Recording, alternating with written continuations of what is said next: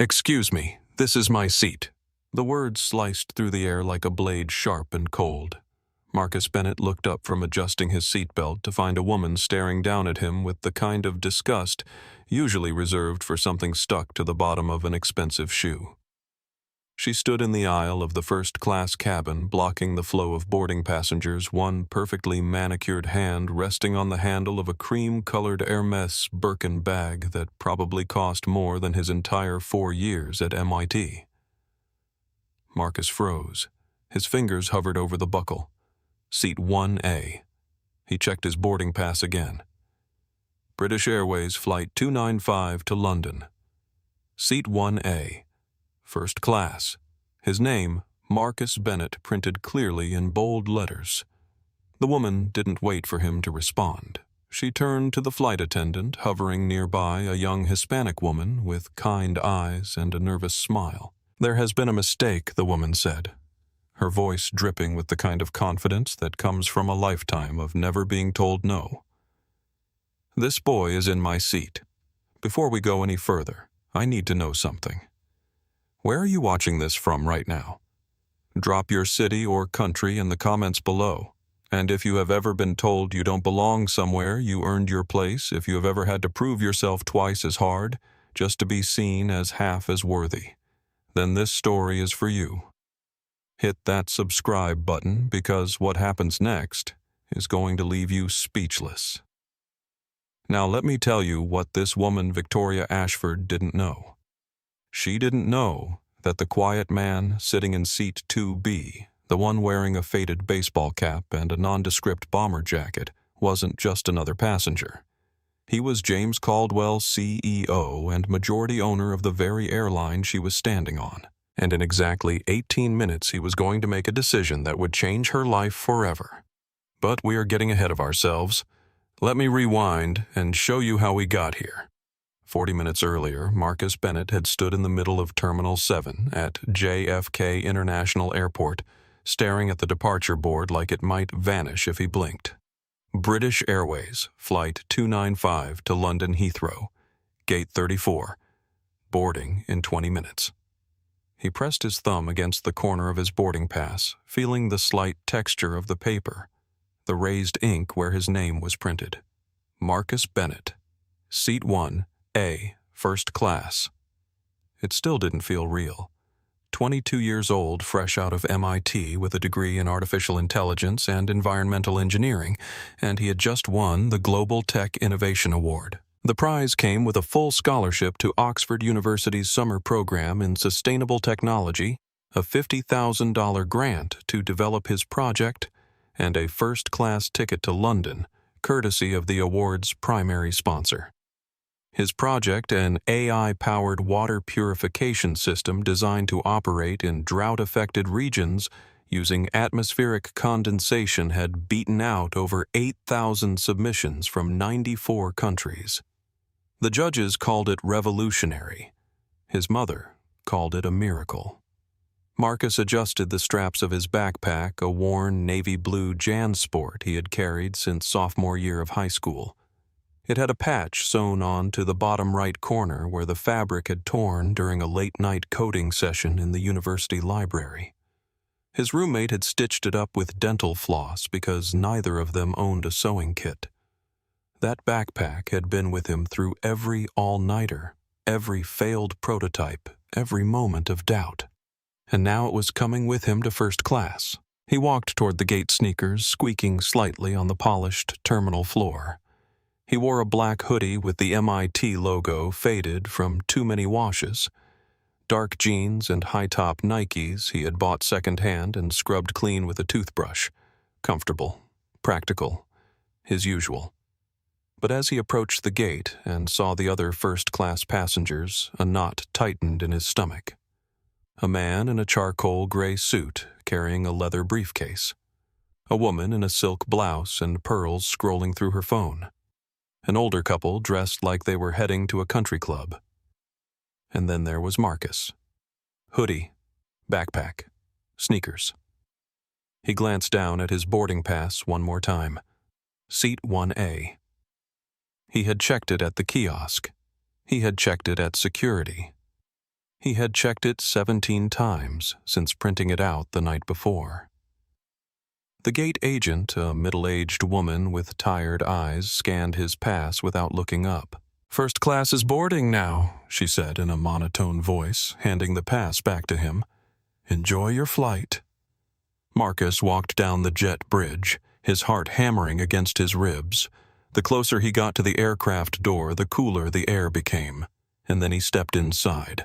The change was immediate. The smell hit him first clean and expensive like leather and something faintly floral. The cabin glowed with soft ambient lighting. The seats were massive, more like personal pods than chairs, each one separated by polished wood dividers and equipped with touchscreens that looked bigger than his laptop.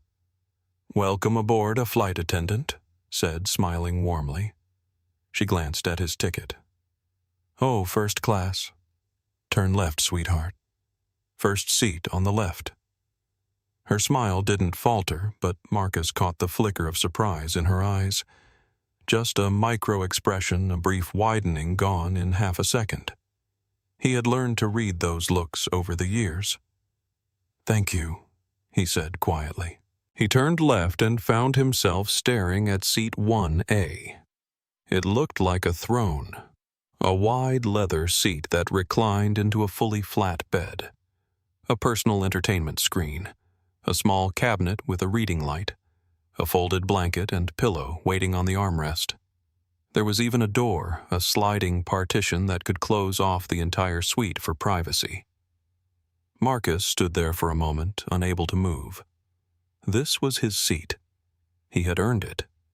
He had built something that could save lives, that could bring clean drinking water to communities in sub-Saharan Africa, in rural India, in parts of the American Southwest where wells were running dry. He had worked for this.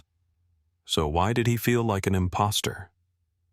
He shoved his backpack into the overhead compartment, careful not to bump the sleek silver hard-shell suitcase already stored there, and slid into the seat. The leather was softer than his bed at home. He ran his hand over the armrest, feeling the stitching, the quality. A flight attendant appeared beside him, a Hispanic woman in her late 20s, with a name tag that read, Ashley Rivera. She placed a glass of sparkling water on the console next to him. "Can I get you anything else before we take off, Mr. Bennett?" He blinked. She had used his name. She had actually looked at the manifest and used his name. "No, thank you," he said, his voice cracking slightly. "This is perfect." Ashley smiled, a real smile this time, and moved on to the next passenger. Marcus took a sip of the water. It was cold and crisp, with a slice of lemon floating on top. He placed the glass back down carefully, afraid he might break something. He pulled out his phone and opened his messages. His mother had texted him an hour ago. "Mom, baby, I am so proud of you. Send me a picture of that fancy seat. Love you so much." Marcus stared at the message. His mother had worked 2 jobs for as long as he could remember. She cleaned office buildings at night and worked the register at a grocery store during the day. She had saved every dollar she could to help him get through college, even when he told her not to, even when he got scholarships and grants. She had bought him the suit that was folded in his checked luggage, a navy blue suit from Macy's that she had put on layaway and paid off in installments. He typed back, "Made it to my seat. Taking off soon. Love you, Mom." He couldn't bring himself to take a picture yet. Part of him still didn't believe this was real. The cabin was filling up now.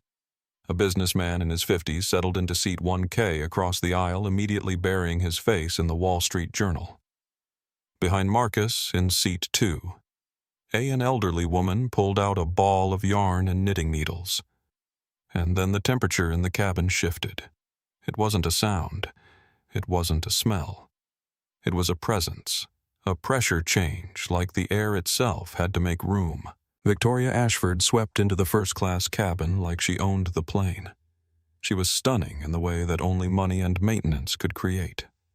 Late 40s, with platinum blonde hair pulled back into a sleek low bun that showed off diamond earrings the size of grapes.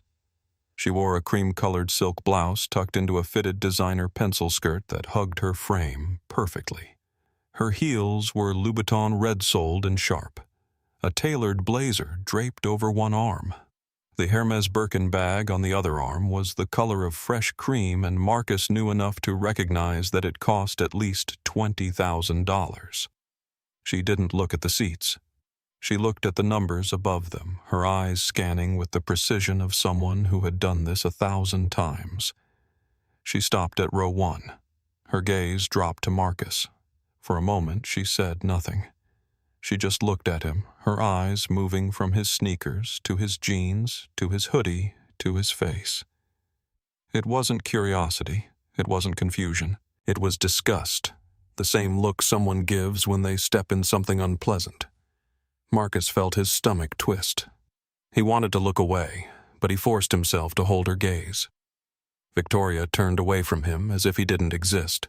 She raised one perfectly manicured hand and snapped her fingers at Ashley Rivera, who was helping another passenger stow a bag. "Excuse me, Victoria," said her voice loud and sharp enough to cut through the ambient hum of the cabin. "There is a mistake." Ashley turned her professional smile already in place. "How can I help you, ma'am?" Victoria gestured at Marcus without looking at him. "This is my seat." Ashley glanced at the seat number, then at Marcus, then at Victoria. She stepped closer, her voice polite but firm. "Ma'am, may I see your boarding pass?" Victoria pulled a printed ticket from her purse and thrust it toward Ashley like a weapon. Ashley scanned it, her eyes moving quickly over the text. Her expression didn't change, but Marcus saw her swallow. "Ma'am, your ticket is for seat 3A.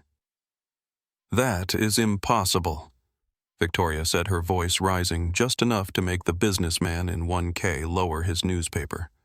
"I always sit in 1A. My assistant booked this flight 3 months ago. I have severe claustrophobia. I cannot have anyone sitting in front of me. I need the first row." Ashley kept her voice calm. "I understand, ma'am, but this passenger has a confirmed reservation for seat 1A. Your seat 3A is also a first-class suite. It is a window seat with—" "I know what 3A is," Victoria snapped. "I am not sitting in the third row. I am sitting here." She pointed at Marcus's seat. Marcus finally found his voice. "Excuse me," he said quietly. "I have a ticket. Seat 1A. Victoria turned to look at him for the first time, really look at him. Her lips curled into something that might have been a smile on someone else but looked cruel on her. "Do you?" she said slowly, as if speaking to a child. "And where exactly did you get this ticket?" Marcus felt heat rising in his chest. "I won an award, the Global Tech Innovation Award. This is my prize." Victoria let out a short, sharp laugh. "An award?" She turned back to Ashley. "So this is a promotional ticket. A giveaway." "Ma'am," Ashley said, her voice tightening just slightly. "A ticket is a ticket. This passenger has a confirmed seat assignment." Victoria crossed her arms, her blazer slipping slightly on her forearm. She made no move to pick it up. "Look at him," she said, gesturing vaguely in Marcus's direction. "Does he look like someone who belongs in first class?" The words landed like a slap. The businessman in 1K stopped pretending to read his newspaper. The elderly woman in 2A paused mid-stitch. Even the passengers still filing into the cabin slowed, glancing over to see what was happening. Marcus felt his hands start to shake. He clenched them into fists on his lap. Ashley's face hardened. "Ma'am, I need to ask you to take your assigned seat. We are about to begin boarding procedures." "No," Victoria said simply. "I am not moving until he does." The cabin went silent. Ashley glanced toward the back of the cabin, making brief eye contact with another flight attendant, a younger Hispanic man named Brian Torres. He nodded and moved toward the front, stopping just behind Victoria. "Ma'am," Brian said gently, "we need to clear the aisle so other passengers can board." "Then, clear it," Victoria said without turning around. "Move him." Brian looked at Marcus, His expression was apologetic. "Sir, can I see your boarding pass?" Marcus handed it over his fingers, trembling slightly. Brian scanned it, then looked at Ashley. She gave a small shake of her head. Brian handed the pass back to Marcus. "Sir, your seat is confirmed," Brian said. "You are in the correct seat." Victoria turned on him, her voice sharp. "Are you the supervisor?" "No, ma'am," Brian said. "Then I want to speak to someone who is." Ashley pulled out a phone from her apron pocket. "I am calling the gate supervisor now." "Good," Victoria said. She adjusted her bag on her shoulder and stood in the aisle, arms crossed, blocking the flow of traffic. The line of passengers behind her was growing longer, people craning their necks to see what the holdup was. From somewhere in the business class cabin, a woman's voice called out, "Is there a problem up there?" "Just a system error," Victoria called back loudly. "It will be resolved shortly." Marcus wanted to disappear. He wanted to sink into the leather seat and vanish. But he also wanted to stand up and scream.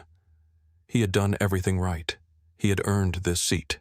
He had worked for years, sacrificed sleep and social life and normalcy to build something meaningful.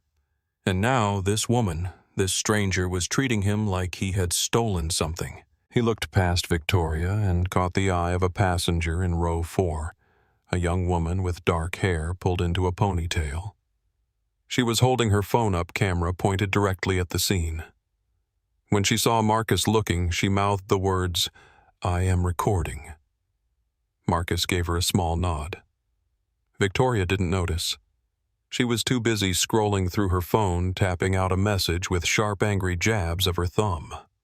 3 minutes later, a man in a high-visibility vest appeared at the aircraft door. Derek Palmer, gate agent, early 30s, with the tired expression of someone who had dealt with too many passenger disputes in one shift. He carried a tablet under one arm and walked with the brisk efficiency of someone trying to solve a problem as quickly as possible. "What seems to be the issue here?" Derek asked, his voice neutral but strained. Victoria turned to him like he was her savior. "Finally. Someone competent. This boy is in my seat. 1A. I need him moved immediately." Derek looked at Marcus, then at Victoria, then at Ashley. Ashley held up Victoria's boarding pass. "Her ticket is for 3A, Mr. Palmer. The passenger in 1A has a confirmed reservation." Derek took the boarding pass and studied it. He tapped on his tablet, scrolling through the manifest. He frowned. "Mrs. Ashford," Derek said slowly, "your ticket clearly shows seat 3A. That is a mistake," Victoria said, her voice icy. "I always sit in 1A. I have claustrophobia. I cannot sit in the 3rd row. This is unacceptable." Derek looked at Marcus again. His eyes scanned Marcus's hoodie, his backpack in the overhead bin, his sneakers. Marcus saw the mental calculation happening in real time. Sir Derek said, addressing Marcus, "Can I see your boarding pass?" Marcus handed it over, his jaw tight. Derek studied it. He tapped on his tablet again. He looked at Victoria, then back at Marcus. What Derek saw was a choice. A wealthy, well-dressed woman who had probably flown this route dozens of times, who had status, who had money, who would complain loudly to corporate if she didn't get her way. And a young black man in a hoodie with a scholarship ticket, someone who probably wouldn't make waves, someone Derek assumed wouldn't fight back. Derek made his choice. Sir Derek said, his voice taking on a tone of practiced sympathy. "We have a bit of a situation here. Mrs. Ashford is very upset, and we need to resolve this quickly so we can depart on time." "I have a ticket." Marcus said, his voice steady despite the adrenaline flooding his system. "Seat 1A. I won an award. This is my seat."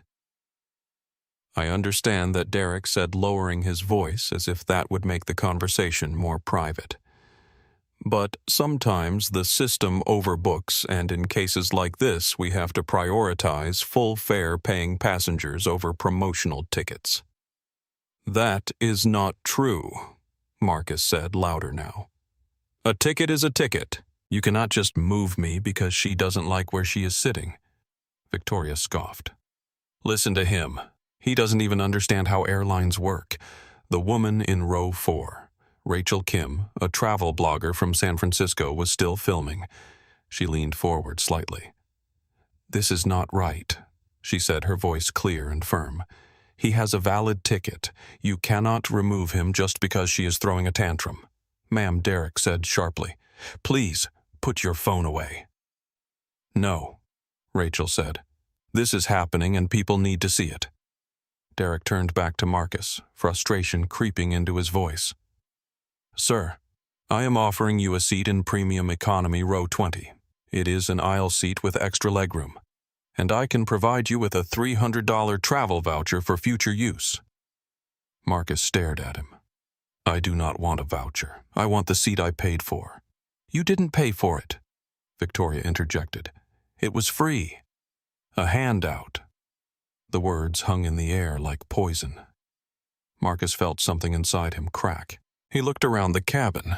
The businessman in 1K was watching but said nothing. The elderly woman in 2A had put down her knitting but wouldn't meet his eyes. Rachel was still filming her face, furious. Ashley looked like she wanted to cry. Brian had his hand on the back of a seat, knuckles white. And in seat 2B, the man in the baseball cap, James Caldwell, sat perfectly still. His face was unreadable, but his eyes, sharp and cold, took in every word, every gesture, every choice. Derek pulled Marcus aside, speaking in a low, urgent whisper. Look, I do not want to make this a bigger deal than it needs to be. We are already delayed. If you just move to row 20, we can get this plane in the air. Please, do not make a scene. Do not make a scene. The words echoed in Marcus's head. His entire life he had been taught not to make a scene. Work twice as hard. Be twice as polite. Do not give them a reason. He looked at Victoria standing in the aisle with her arms crossed, her expression smug. He looked at Derek, who had already decided Marcus was the problem. He looked at his boarding pass. Seat 1A. His name. His seat. And then he looked at the camera in Rachel's hand. Marcus took a deep breath. Fine, he said quietly. I will move. Victoria's smile was triumphant. Finally. Someone with sense. Marcus stood up. He reached into the overhead bin and pulled down his worn backpack. He slung it over one shoulder. Victoria stepped aside just enough for him to pass, but not enough to be polite. As he squeezed by, she wrinkled her nose as if he smelled bad. Wait, Victoria said suddenly. She reached into her purse and pulled out a small stack of bills. 2 crisp $100 bills. She held them out toward Marcus. For your trouble, sweetheart. Buy yourself something nice in London. Marcus stared at the money, at her manicured hand, at her condescending smile. The cabin went dead silent. He looked her in the eye. I do not need your money. Oh, do not be so proud, Victoria said, her tone dripping with fake sweetness. Take it. I insist. She reached out and tried to press the bills into his hand. Marcus stepped back. I said no. Victoria shrugged, then dropped the money onto the seat, his seat, the one she was about to claim. Fine. You people are always so proud. Gasps rippled through the cabin. Tyler Grant, the businessman in 1K, finally stood up. Okay, that is enough, he said, his voice shaking with anger. This is disgusting. You should be ashamed of yourself. Victoria turned to him, her eyes cold. Mind your business unless you want to give him your seat. Tyler opened his mouth, then closed it. He looked at Marcus, guilt written all over his face. Then he sat back down. No one else said anything. Marcus adjusted the strap on his backpack and started walking. The walk down the aisle felt like miles. Marcus kept his eyes forward, focusing on the numbers above the seats. Row 2, row 3, row 4. He passed Rachel, who was still filming her eyes wet with tears she was trying to blink away. She whispered, "I am so sorry." Marcus did not respond. He could not trust his voice not to break. Row 8, row 10, row 15. He could hear the whispers starting low and hissing like static. "Did you see that a woman in row 8 murmured to her husband? He must have had a fake ticket," the husband replied. "No," someone else said. "I heard her. She just did not want him sitting up there. He probably snuck into first class," another voice suggested. "They are getting stricter about that now." Marcus's hands tightened on the strap of his backpack. He wanted to turn around and scream at them. He wanted to show them his boarding pass, his award certificate, the letter from the scholarship committee. He wanted to make them see him. But he kept walking. Row 20, row 25, row 30. Row Bashahod. The cabin narrowed as he moved toward the back. The seats were smaller, closer together. The overhead bins were full, crammed with carry-on bags and jackets. The smell changed to less leather and lemon, more recycled air and faint cleaning chemicals. In row 28, a young Hispanic woman named Elena Martinez sat with her toddler daughter on her lap. The little girl had her face pressed against the window, watching the luggage carts drive past on the tarmac. Elena looked up as Marcus passed, and their eyes met. She saw it. The humiliation, the exhaustion, the quiet rage. Her eyes filled with tears. She reached out without thinking and touched his arm gently as he walked by. "I am sorry," she whispered. "That was not right." Marcus gave her a small nod, not trusting himself to speak, and kept moving. Row 35. The very last row, right next to the bathrooms. The flight attendant stationed in the back galley, a young woman with a sympathetic face, gestured to the empty row. "Here you go, sir. You will have the whole row to yourself." Marcus slid into the window seat. The cushion was thin. The armrests were fixed in place. There was no personal screen, just a safety card tucked into the seat pocket in front of him. The overhead bin was broken, held shut with a piece of duct tape. He shoved his backpack under the seat in front of him and stared out the window. The tarmac shimmered with heat. Baggage handlers moved in slow motion, tossing suitcases onto conveyor belts. A fuel truck rumbled past. Marcus pulled his hood up over his head. He leaned his forehead against the plexiglass window and closed his eyes. A single tear rolled down his cheek. He wiped it away, angrily embarrassed, even though no one was looking. His phone buzzed in his pocket. He pulled it out. "Mom cannot wait to hear all about the flight, baby. First class. My son is flying first class. I am so proud I could burst. Call me when you land. Love you so much." Marcus stared at the message. His mother's joy, her pride, radiating from the screen.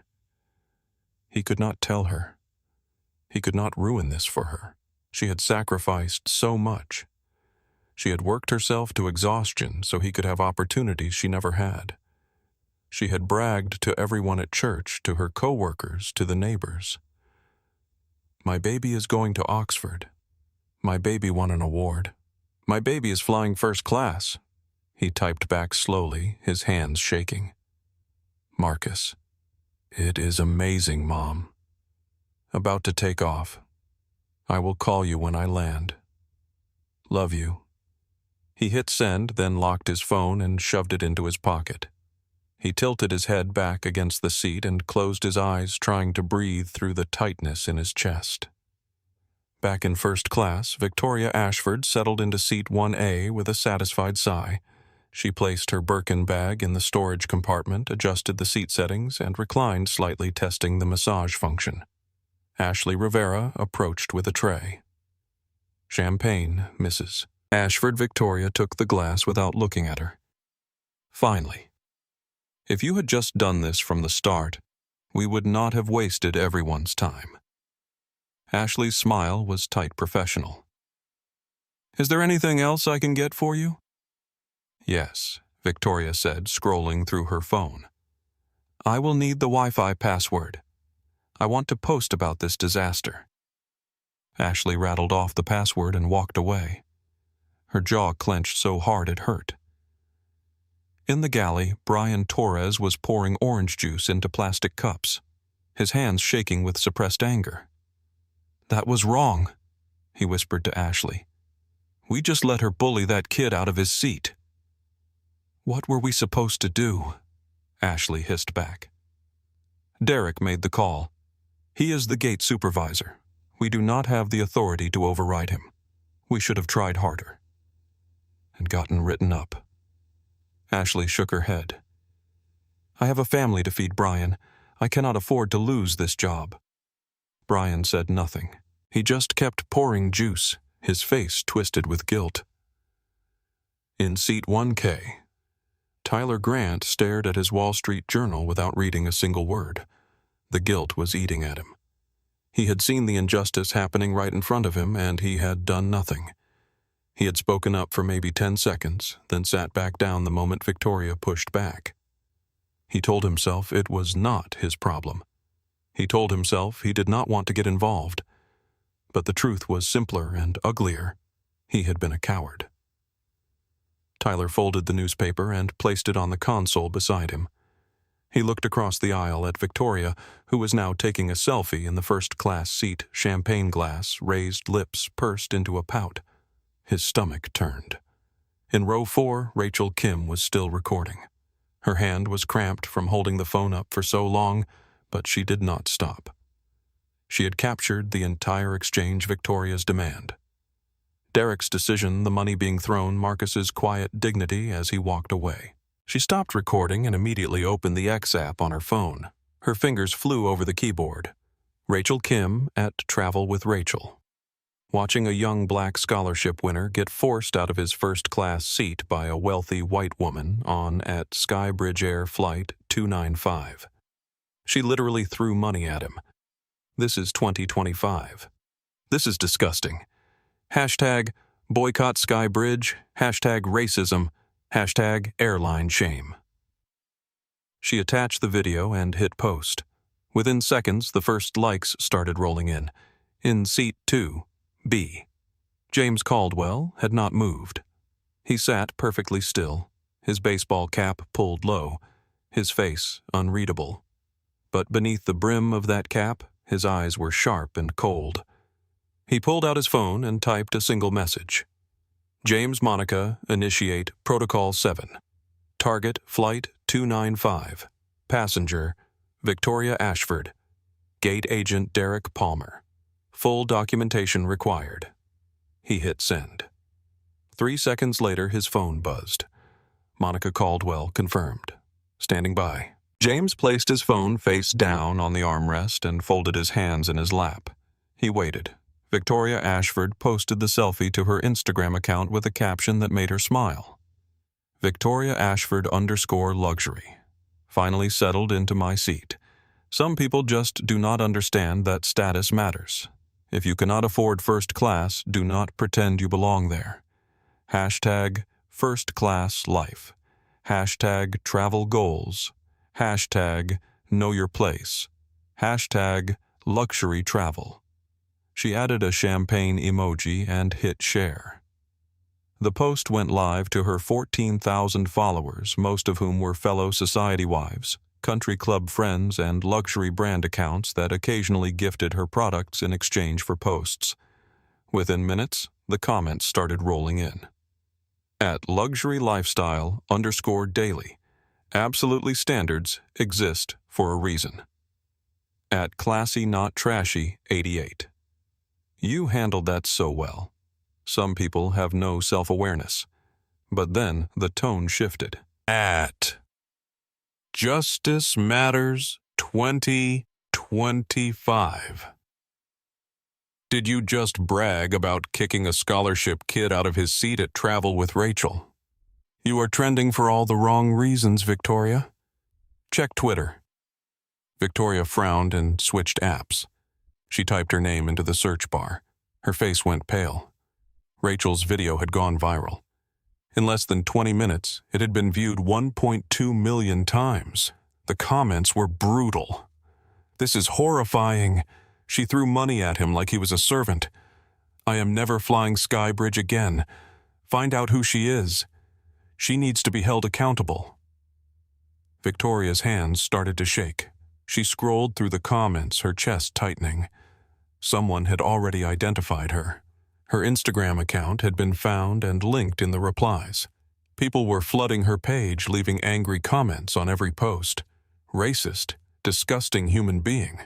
You should be ashamed."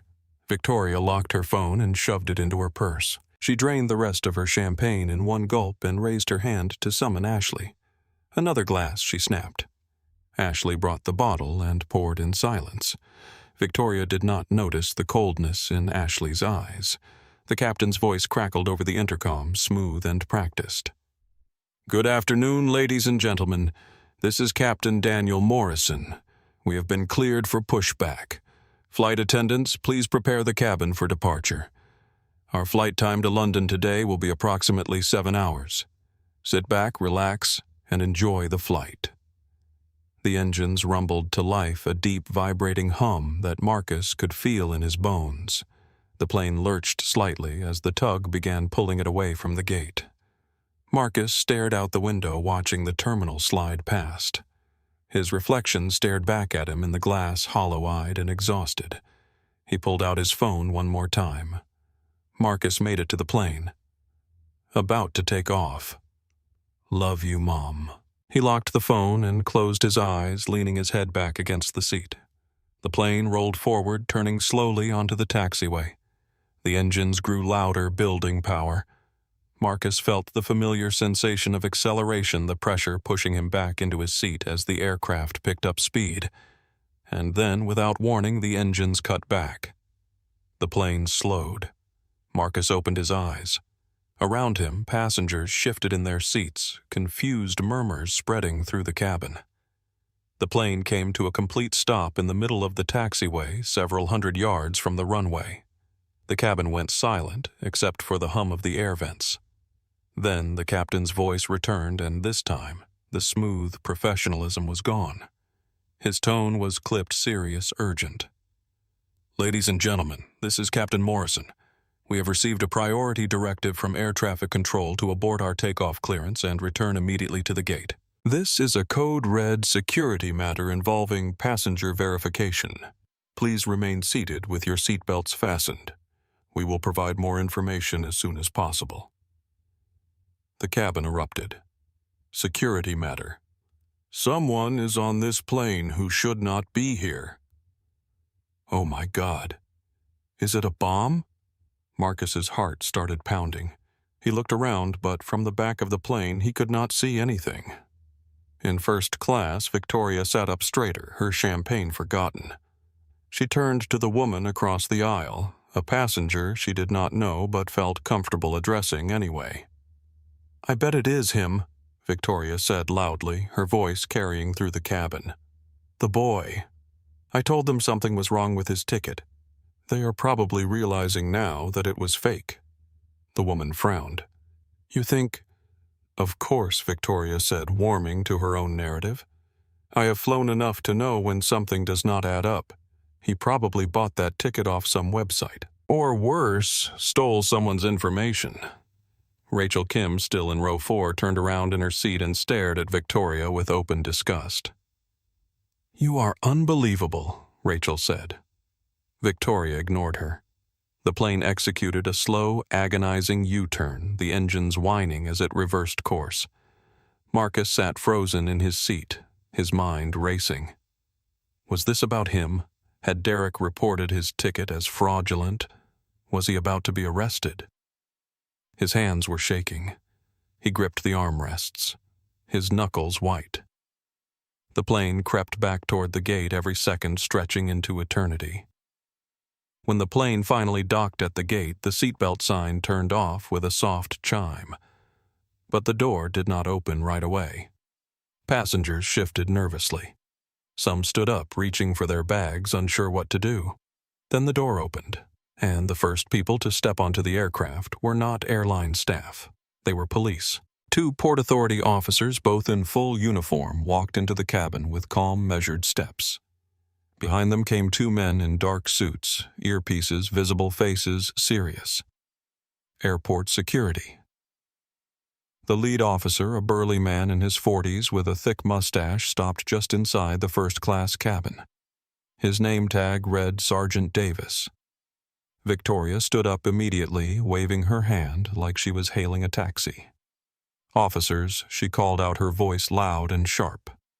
He is in the back, row 35. The young man in the hoodie.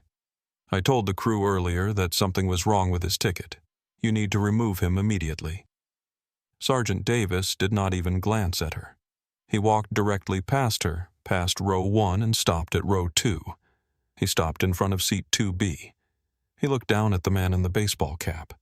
And then Sergeant Davis did something that made the entire cabin go silent. He saluted. Mr. Caldwell. Sergeant Davis said, his voice respectful and formal. The perimeter is secure as requested. The individuals you flagged are being held in the terminal for questioning. James Caldwell looked up from under the brim of his cap. Slowly, deliberately, he removed it. He was older than he looked from a distance, mid-50s, with salt and pepper hair cut short and neat. His face was weathered but strong, his jaw sharp. His eyes the kind of gray that looked like steel. He stood up to his full height, well over 6 feet, and the cheap bomber jacket he wore suddenly looked like it cost a fortune because of the way he carried himself. Thank you, Sergeant James, said his voice deep and calm. I want 2 officers to proceed to row 35 and escort Mr. Marcus Bennett back to his assigned seat in first class. Treat him with the utmost respect and courtesy. The cabin erupted in whispers. Victoria's hand, still raised in mid-wave, froze. Her mouth opened, then closed, then opened again. I do not understand, she said, her voice shaking. Who are you? James Caldwell turned to face her fully. His eyes were cold. Mrs. Ashford, he said slowly, clearly, so everyone in the cabin could hear. My name is James Caldwell. I am the CEO and majority owner of Skybridge Airlines. Victoria's face went white. The color drained from her cheeks so fast it looked like someone had pulled a plug. James continued, his voice steady and merciless. I fly incognito on my own aircraft several times a month to observe how my passengers and my crew are treated. Today I witnessed something that violates every principle this airline was built on. He took a step closer to her. I watched you abuse my staff. I watched you delay my aircraft. And I watched you humiliate a young man whose brilliance and hard work earned him a seat you tried to steal. Victoria opened her mouth, but no sound came out.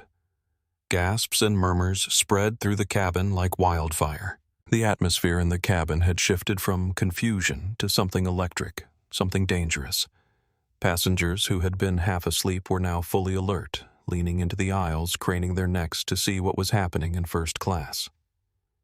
Victoria Ashford stood frozen in the aisle, one hand still clutching the back of seat 1. Her knuckles white. Her mouth opened and closed like a fish gasping for air. You are James Caldwell, she repeated, her voice barely a whisper. The CEO. James did not smile. He did not need to. His silence was louder than any words. Victoria's mind raced. She knew the name. Everyone in her social circle knew the name. James Caldwell was not just the CEO of Skybridge Airlines. He was a legend in the aviation industry, a self-made billionaire who had started as a baggage handler and worked his way up over 30 years. He owned 73% of the company's stock. He answered to no one. And she had just humiliated a passenger on his aircraft in front of him. Her hands started to shake. I did not know, Victoria stammered. I did not know you were. I thought I assumed the boy, the ticket. He looked Finish that sentence, James said, his voice sharp as a blade. Go ahead. He looked what Victoria's mouth snapped shut. Tyler Grant, the businessman in seat 1K, was standing now, his newspaper forgotten. He stared at James Caldwell with a mixture of awe and relief. Rachel Kim had her phone up again, recording every second. Ashley Rivera stood near the galley, tears streaming down her face. She had known something was wrong, had felt it in her gut, but she had not had the power to stop it. And now, watching James Caldwell stand up for Marcus, she felt a surge of vindication mixed with guilt. James turned away from Victoria and addressed Sergeant Davis again. Please proceed to row 35 and escort Mr. Bennett back to first class, and Sergeant, make sure he knows he is not in any trouble. Make sure he knows he is safe. Yes, sir, Sergeant Davis said. He motioned to the officer beside him, a younger man with kind eyes. Let's go. The two officers walked down the aisle with purpose. Passengers moved out of their way, some stepping into their seats to let them pass. In the back of the plane, Marcus had watched the entire exchange unfold on the tiny screen embedded in the seat in front of him. The aircraft's internal camera system had switched to a live feed of the first-class cabin broadcasting James's words to every seat on the plane. Marcus's heart was pounding so hard he thought it might break through his ribs. When the two officers appeared at his row, he flinched. Mr. Bennett, Sergeant Davis said gently, "Would you please come with us?" "Sir?" Marcus looked up at him, his eyes wide. "Am I in trouble?" Sergeant Davis smiled a real warm smile. "No, son. Quite the opposite. We are here to take you back to your seat." Marcus blinked. "My seat, 1A, the younger officer said. "Where you belong." Marcus stood on shaking legs. He grabbed his backpack, slinging it over one shoulder. The officers flanked him not as guards, but as escorts, and began walking him back up the aisle. The entire cabin watched. As Marcus walked, something extraordinary happened. The passengers started to clap. It began in row 30, where Elena Martinez stood up with her toddler on her hip and started clapping, tears streaming down her face. Then row 25 joined in. Then row 20. By the time Marcus reached business class, the entire rear section of the plane was applauding. Rachel Kim was clapping so hard her hands hurt, her phone balanced precariously on the armrest, still recording. Tyler Grant joined in, standing in the aisle, clapping louder than anyone else, trying to make up for his earlier silence. Even the flight attendants were clapping, Ashley and Brian both wiping tears from their eyes. Marcus walked through the applause, his vision blurred with tears he refused to let fall. He kept his eyes forward, focused on the first-class cabin ahead. When he reached row 1, James Caldwell was waiting for him. James extended his hand. "Marcus Bennett," James said. "I am James Caldwell.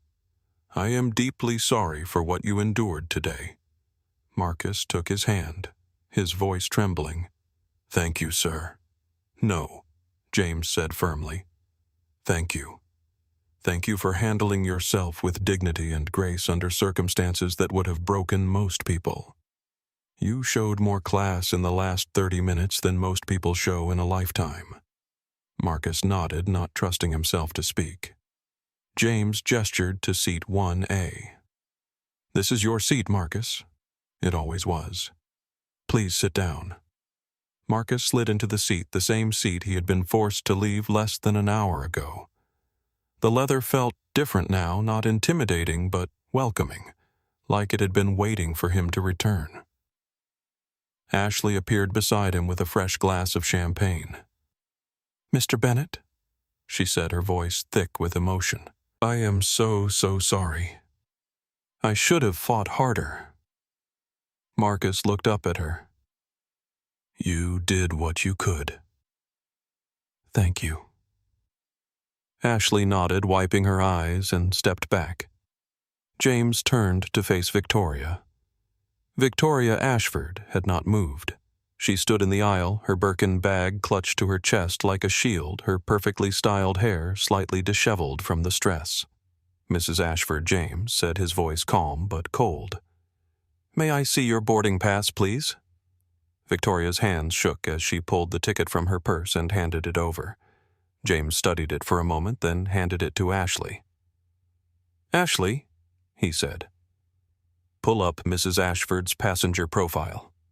Ashley tapped on her tablet, her fingers moving quickly. "She is a Diamond Elite member, Mr. Caldwell. Member since 2015. Lifetime status." James nodded slowly. "Not anymore." Victoria's eyes went wide. What James turned to Ashley. Cancel her ticket for this flight. Void her return ticket to New York. Remove her from the Diamond Elite program.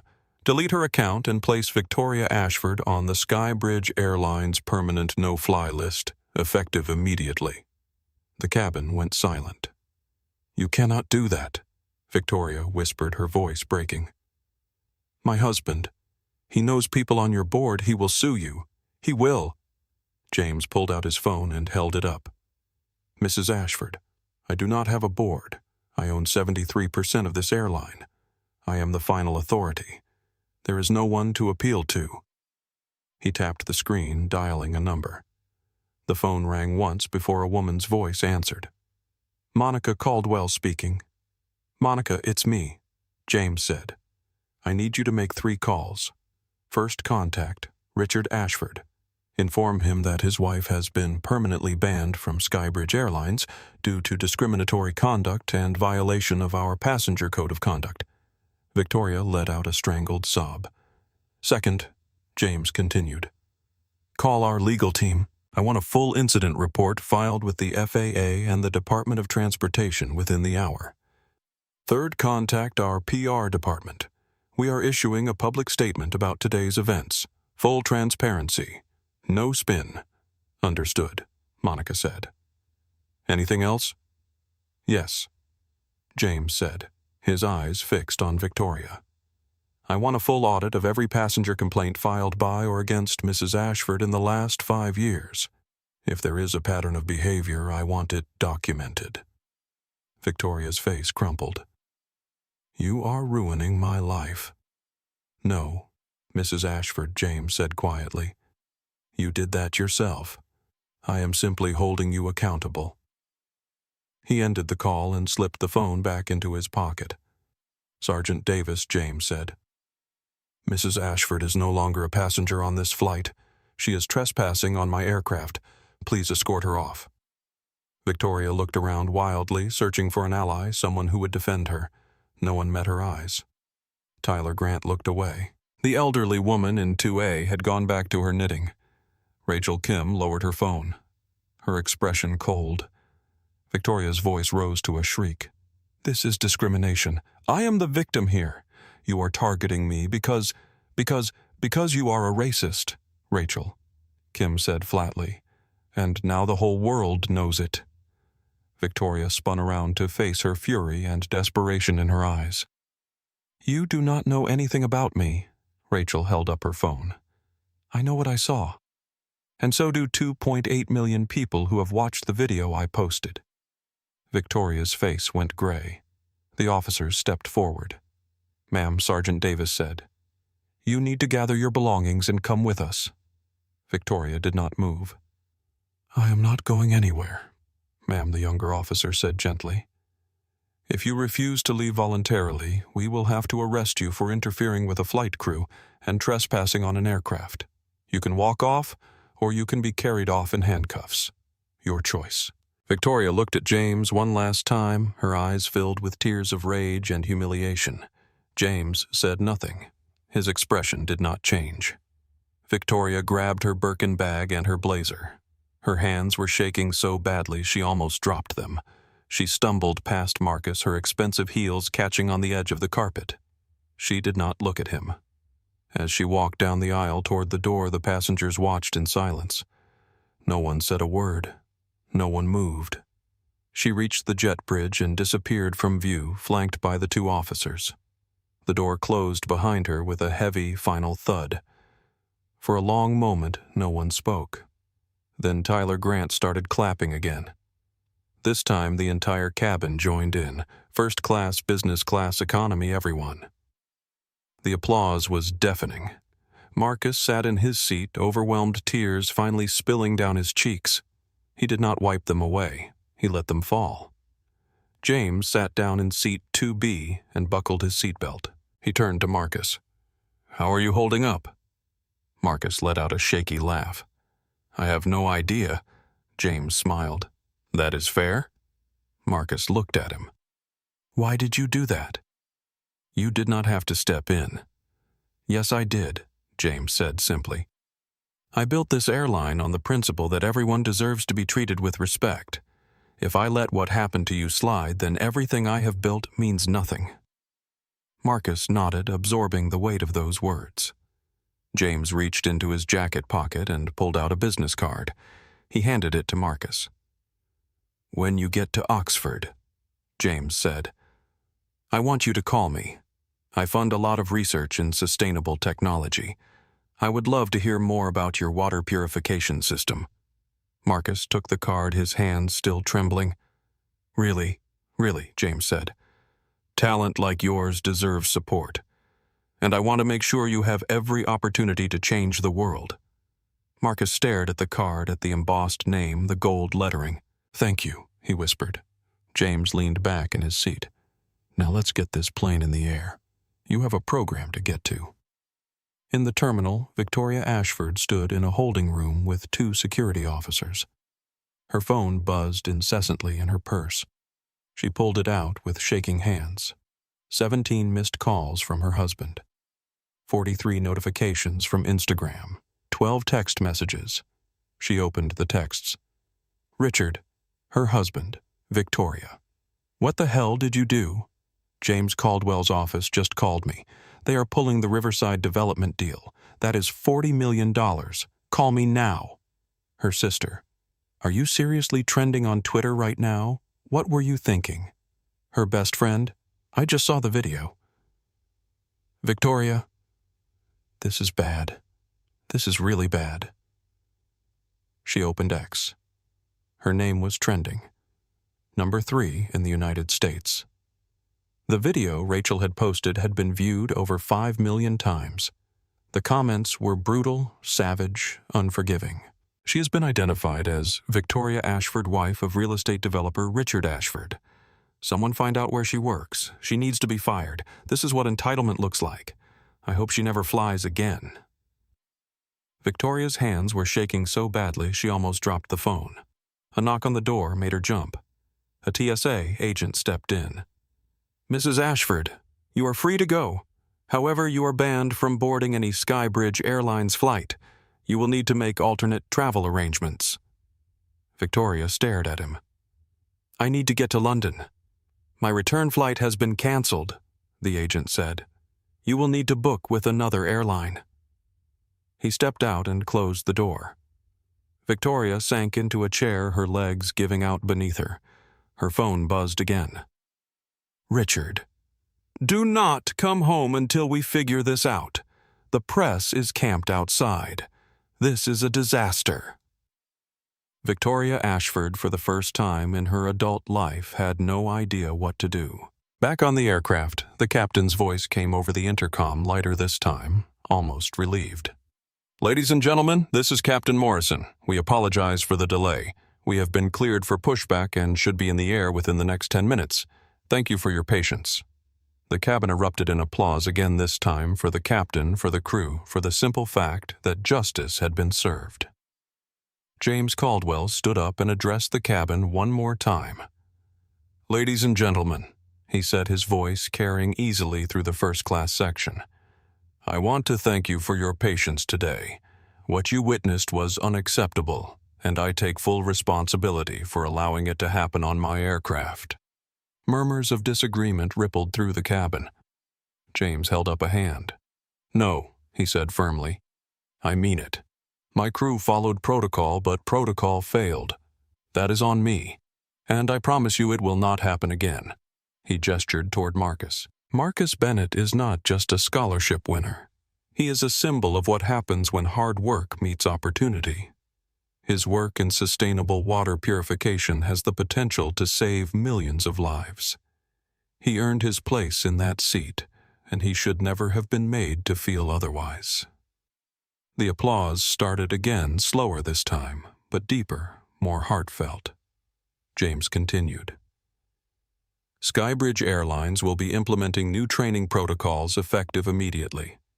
Every crew member from gate agents to flight attendants to pilots will undergo mandatory bias awareness and de-escalation training, and any passenger who engages in discriminatory behavior will face the same consequences Mrs. Ashford faced today. Zero tolerance. Standing ovation. Tyler Grant was on his feet, clapping so hard his palms stung. Rachel Kim was crying openly, her phone still recording every second. Elena Martinez, holding her toddler, mouthed the words "thank you" toward James. James sat back down in 2B and buckled his seatbelt. The engines roared to life. This time there was no hesitation. The plane pushed back from the gate, turned onto the taxiway, and rolled toward the runway with purpose. As the plane taxied, there was a knock on the cockpit door. Captain Morrison opened it to find Derek Palmer standing there, pale and sweating. Captain Derek said, his voice shaking, "I need to speak with Mr. Caldwell. Please, I need to explain." Captain Morrison sighed. "Stay here." He walked back into the first-class cabin and leaned down to whisper to James. James nodded. "Send him in." Derek walked into the cabin, his head down, his shoulders hunched. He looked like a man walking to his execution. James did not stand. He simply looked at Derek and waited. "Mr. Caldwell." Derek began, his voice trembling. "I did not know you were on board. I did not know. I was just trying to... I thought..." "You thought what?" Derek James asked quietly. "You thought it was easier to move a young black man than to tell a wealthy white woman no." Derek's face crumpled. "I made a mistake. I am sorry. I did not mean to." Did not mean to. What James interrupted. Did not mean to humiliate a passenger. Did not mean to make him walk to the back of the plane like he was less than human. Did not mean to send a message that money matters more than dignity. Derek said nothing. Tears were streaming down his face now. James leaned forward. "Derek, how many times have you done this? How many passengers have you moved because they did not look like they belonged?" Derek shook his head. "I do not know. I follow the path of least resistance. I try to keep everyone happy." "Everyone?" James asked. "Or just the people who look like they can cause problems for you?" Derek did not answer. James sighed. "Derek, you are suspended pending a full investigation. You will be escorted from the terminal and HR will contact you within 48 hours. If the investigation finds a pattern of discriminatory behavior, you will be terminated." Derek's knees nearly buckled. "Please, Mr. Caldwell. I have a family. I have a mortgage. I cannot lose this job." "Then you should have thought about that before you made Marcus Bennett walk to the back of this plane." James said, his voice cold. "You had a choice, Derek. You chose wrong." Derek turned and walked toward the door, his shoulders shaking with sobs. As he passed Marcus, he stopped. "I am sorry," Derek whispered. "I am so, so sorry." Marcus looked at him for a long moment. Then he nodded once. Derek left the plane. The plane reached the end of the taxiway and turned onto the runway. The engines roared, building power. James Caldwell stood one more time. "Ladies and gentlemen," he said, "I know this has been a difficult and emotional flight, and we have not even taken off yet." Scattered laughter rippled through the cabin. "But I want you to know something," James continued. "Change does not happen in boardrooms. It does not happen in policy meetings. It happens in moments like this when people stand up and say enough." He gestured toward Rachel Kim. "That young woman in row 4 recorded what happened. She posted it online. She made sure the world saw. That is courage. Rachel blushed, tears streaming down her face. James pointed to Tyler Grant. That man in 1K spoke up even when it was uncomfortable. That is growth. Tyler nodded, his jaw tight. And Marcus James said, turning to face him, "You handled yourself with a dignity and grace that humbled me. You are going to do incredible things, son. I am honored to have you on my aircraft." The cabin erupted in applause one more time. James sat down. The plane accelerated down the runway faster and faster until the nose lifted and the wheels left the ground. They were airborne. The seatbelt sign turned off with a soft chime.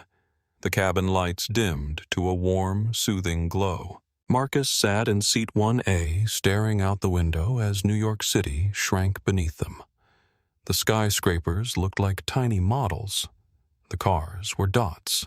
The world felt small and large all at once. James leaned over from seat 2B. "How are you doing?" "Marcus?" Marcus turned to face him. "Honestly, I have no idea. I feel like I just lived through a year in the span of an hour." James smiled. "That is a fair assessment."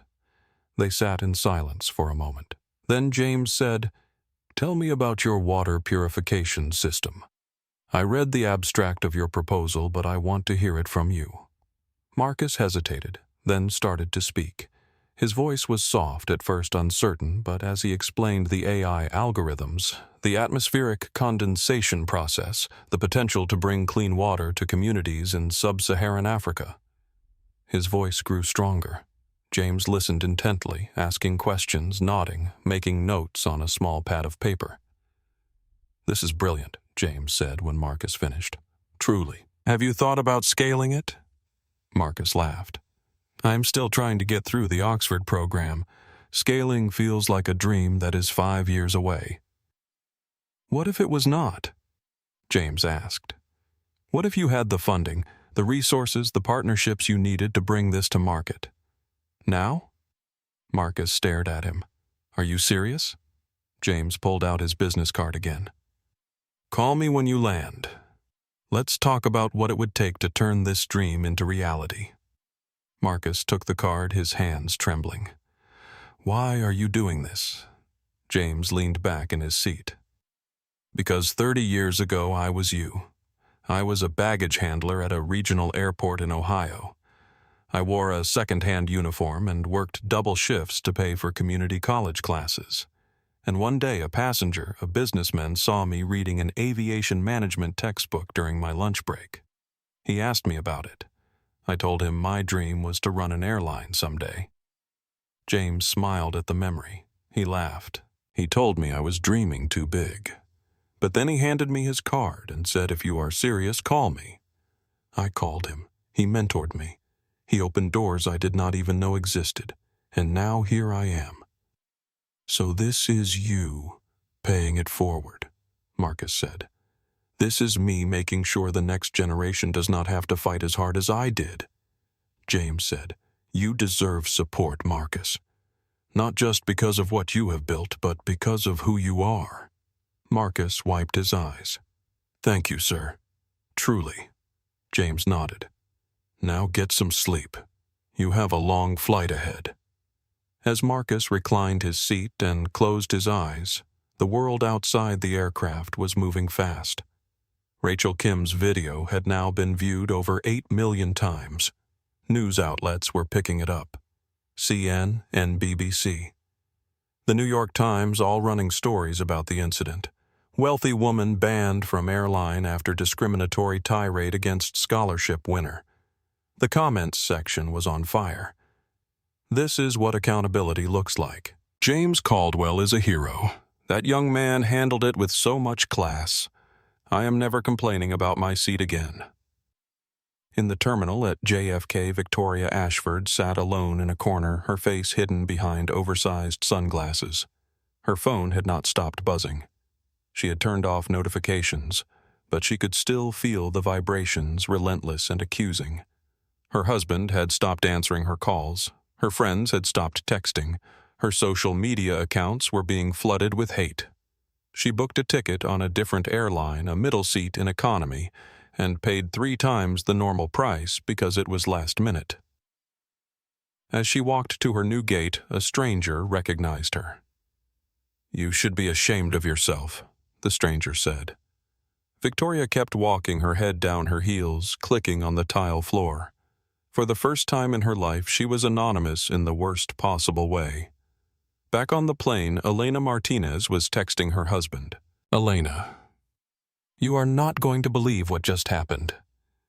A CEO just stood up for a young man who was treated horribly. I am sitting here crying. This is what we need to teach our daughter. Stand up, always." Her husband replied immediately. "Husband, I am proud of you for being there. Show her that video when she is older. Let her see what courage looks like." Elena smiled and kissed her daughter's forehead. Tyler Grant in seat 1K pulled out his phone and typed an email to his company's diversity and inclusion team. "Tyler, I witnessed something today that made me realize we can do better. I want to propose a new initiative. Let's talk when I am back." He hit send, then leaned back in his seat, finally able to breathe. Ashley Rivera and Brian Torres stood in the galley, whispering. "I cannot believe we just watched that happen," Brian said. "I cannot believe he did not let it slide," Ashley replied. "He could have stayed quiet. He could have just reported it later. But he stood up right there." Brian nodded. "That is what leadership looks like." They returned to their duties, but something had shifted in both of them. They had seen what was possible when someone with power chose to use it, and they would never forget it. 7 hours later, the plane descended through the clouds over London. The city spread out below them, a sprawling patchwork of lights and streets and history. Marcus woke to the sound of the landing gear locking into place. He blinked, disoriented for a moment, then remembered where he was. Seat 1A, first class. Where he belonged. The plane touched down smoothly, the wheels kissing the runway with barely a jolt. The engines roared in reverse thrust, slowing the massive aircraft. Captain Morrison's voice came over the intercom one last time. "Ladies and gentlemen, welcome to London Heathrow. On behalf of the entire crew, thank you for flying with Skybridge Airlines. And to Mr. Marcus Bennett in seat 1. Hey, we wish you all the best at Oxford. Go make us proud." The cabin erupted in applause one more time. Marcus stood grabbing his backpack from the overhead bin. James stood beside him. "Ready?" James asked. Marcus nodded. "Ready." They walked off the plane together. At the gate, a small group of journalists was waiting. Word had spread during the flight. The story was already international news. A reporter stepped forward, microphone in hand. "Mr. Caldwell, is it true you banned a passenger for discriminatory behavior?" James stopped, calm and composed. "Yes, Victoria Ashford violated our passenger code of conduct. Discrimination in any form has no place on my airline." Another reporter turned to Marcus. "Mr. Bennett, how do you feel after everything that happened?" Marcus took a breath. "I feel like I learned something important today. Your worth is not determined by who tries to diminish you. It is determined by what you carry inside. And no one can take that from you," the reporters scribbled furiously. James shook Marcus's hand one more time. "Go change the world." "Marcus." Marcus smiled. "I will do my best." He walked through the terminal, his backpack slung over one shoulder, his head held high. 2 weeks later, the ripple effects were still spreading. Victoria Ashford had deleted all her social media accounts. She and her husband had separated. Richard's development deal had fallen through, costing his firm millions. Victoria was lying low, avoiding public appearances, trying to rebuild her shattered reputation in private. Derek Palmer had been terminated from Skybridge Airlines after an internal investigation revealed a pattern of discriminatory decision-making. He had moved passengers based on appearance at least 7 times in the past 2 years. He enrolled in a bias training program, genuinely trying to understand where he had gone wrong. Skybridge Airlines launched the Bennett Protocol, a company-wide initiative named after Marcus. Every crew member underwent mandatory bias awareness training. An anonymous passenger reporting system was implemented. Customer satisfaction scores increased by 15%. Marcus thrived at Oxford. His water purification system attracted attention from NGOs and development organizations around the world. He received offers for funding for partnerships for collaboration. One evening, he video called his mother. "Mom," he said, "I need to tell you something about the flight." What baby Marcus took a breath and told her everything. The confrontation, the walk to the back, the humiliation, James Caldwell's intervention. His mother listened in silence, tears streaming down her face. When he finished, she said, "Baby, I am so proud of you. Not because you sat in first class, but because you never let them make you small." Marcus wiped his eyes. "I learned from the best, Mom." James Caldwell sent Marcus a handwritten note a week later. "Marcus," it read, "keep flying high. The seat was always yours. The world just needed to catch up." J.C. Marcus pinned the note to the wall above his desk at Oxford. "You know, I have told you a lot of stories on this channel. Stories about injustice, about people being judged before they even open their mouths. But this one hits different for me, because here is the thing most people do not talk about. Marcus was not wrong for feeling like he did not belong in that seat. Society conditions us to second-guess ourselves when we are in spaces we have earned but do not traditionally fit into. He checked that boarding pass 50 times. 50! Not because he did not trust the system, but because he did not trust that the system would trust him. And that is the quiet cruelty of discrimination. It is not always the loud insults. Sometimes it is the look, the hesitation. The assumption that you must have made a mistake just by existing in a space where people do not expect to see you. I want to tell you something personal. When I was 24, I walked into a luxury car dealership wearing jeans and a hoodie. I had just sold my first tech startup. I had money in the bank. I was ready to buy my dream car cash. The salesman looked at me and said, "The used lot is across the street." He did not ask if I needed help. He did not ask what I was looking for. He just assumed. I walked out. I bought the car somewhere else. But the sting stayed with me for years. So, when I see Marcus sitting in that last row by the bathroom's hood pulled over his head, trying to make himself invisible, I feel that. Because I have been there. And if you are watching this, and you have been there too, I want you to know it is not your job to shrink yourself to make other people comfortable. Victoria Ashford thought money gave her the right to erase someone. She thought her expensive coat and her diamond elite status meant she mattered more. But here is what she did not understand. Value is not measured by what you wear or how much you spend. It is measured by how you treat people when you have nothing to gain from being kind. James Caldwell could have stayed quiet. He could have let it slide. But he did not. And that is the lesson. Power is not about how loud you are or how much you demand. It is about what you do when you see something wrong and you are the only one who can fix it. Marcus did not fight. He did not yell.